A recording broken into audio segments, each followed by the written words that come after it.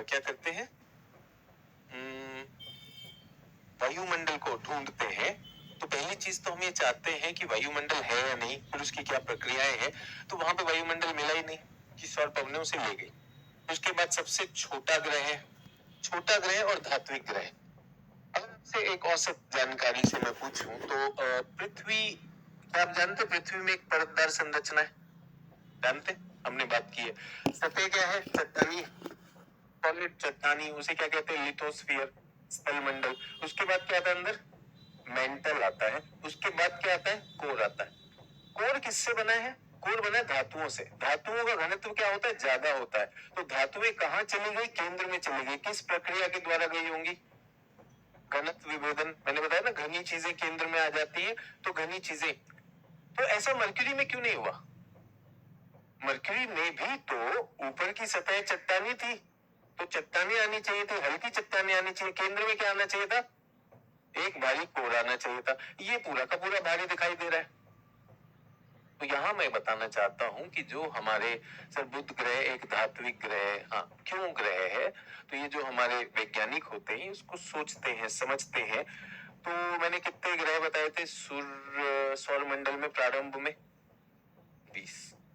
तो जब जब मरकरी बना तो एक बड़े ग्रह से वो जाके टकराया। बड़े ग्रह से टकराया तो जो उसकी ऊपरी परतें थी, ऊपरी परतें क्या थी?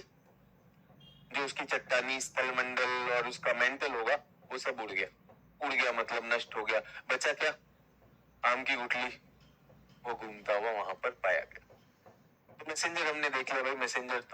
मैसेंजर ने जाके पता लगाया कि मरकरी की तो ये हालत है बुध ग्रह की, इसे दूर से ही ऐसे छोड़ो, इसमें समय व्यर्थ नहीं करते। फिर कहाँ पे आए? शुक्र पे वायुमंडल है कि नहीं?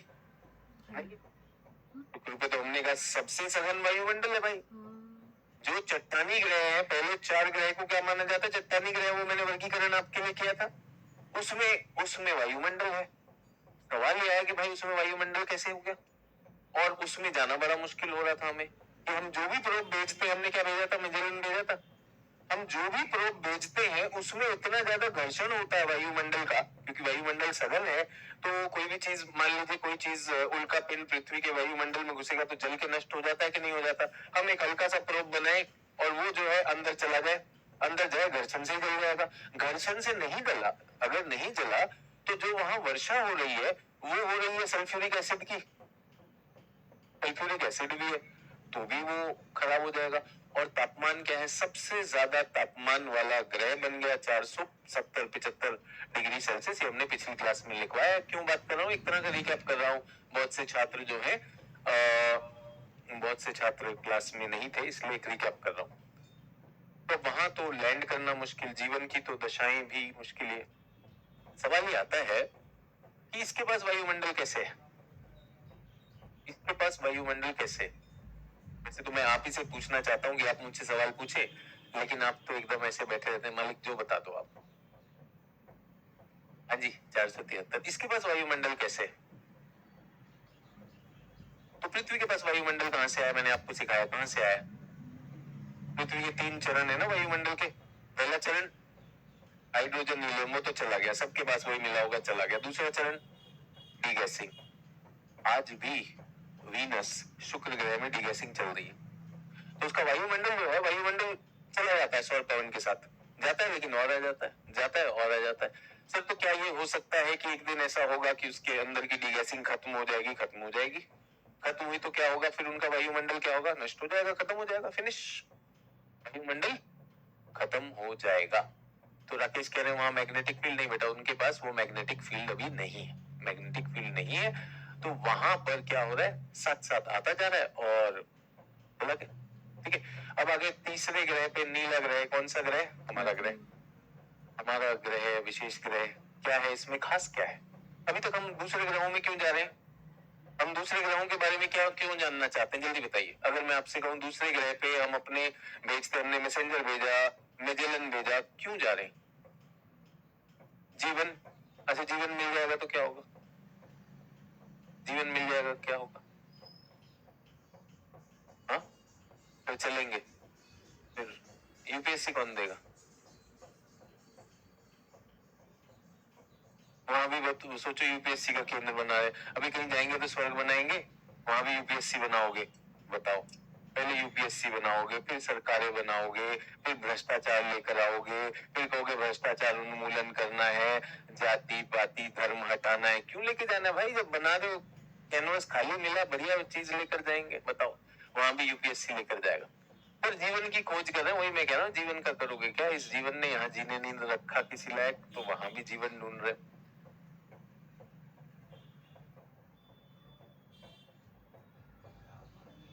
हाँ जी, ऑडियो ऑडियो बताएंगे, ठीक है। तो पहला तो ये हुआ कि पृथ्वी पर ऐसी दशाएं हैं कि पृथ्वी का तापमान जो जीवन के लिए आवश्यक है वो है। दूसरा, पृथ्वी को कुछ सुरक्षा चाहिए। किससे सुरक्षा चाहिए? वायुमंडल को सुरक्षा चाहिए। किससे? सौर। उससे तो हमने वायुमंडल को भी बचा लिया है।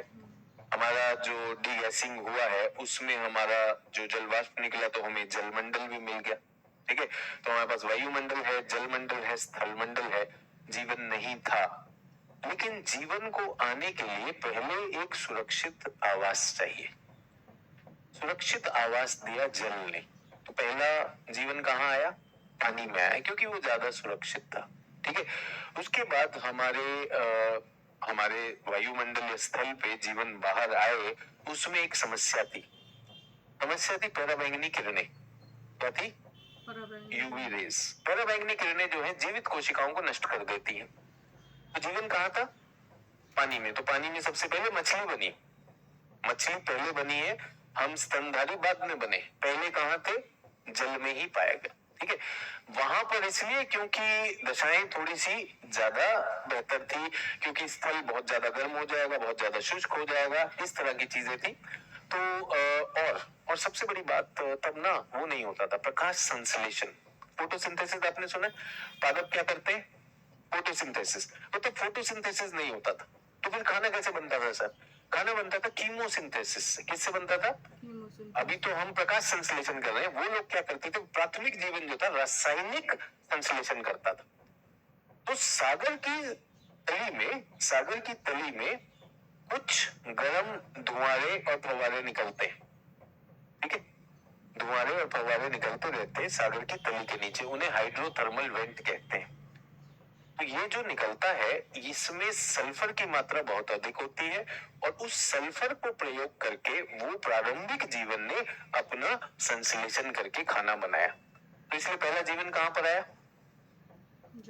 ऐसी दशाओं में। कैसी दशाओं में? ज्वालामुखी के से जुड़ा हुआ, लेकिन ज्वालामुखी नहीं है। तो उसमें होता क्या है? उस धुआंरे में ज्वालामुखी कहीं पर उसका मैग्मा होगा, मैग्मा की वजह से चट्टानी गर्म हो जाएंगी, चट्टानी गर्म होने की वजह से जो पानी होगा वाष्पित होगा, वो पानी जो है चट्टानों को तोड़कर ऊपर आता है और सागर की तली से वो बाहर निकलता है।